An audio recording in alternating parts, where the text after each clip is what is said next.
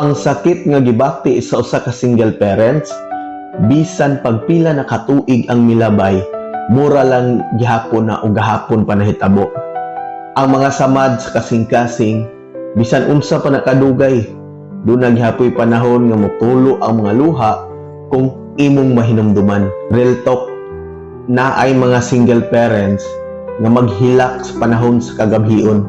Hilabi na kung mahinumduman nila ang mga pangandoy o mga saad nga gikalimtan o ang mga adlaw nga nangandoy sila og kadasig uban sa ilang partner. Apan kini gibaliwala ang tanan.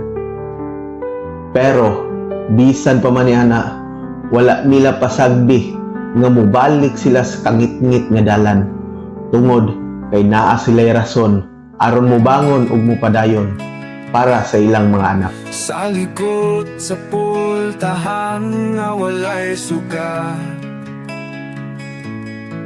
naghilak ang ginikanan nga walay pagduha-duha. Kipungan ang luha nga di magpakita aron ang anak magpabiling nga malipay o buhi sa paglaom.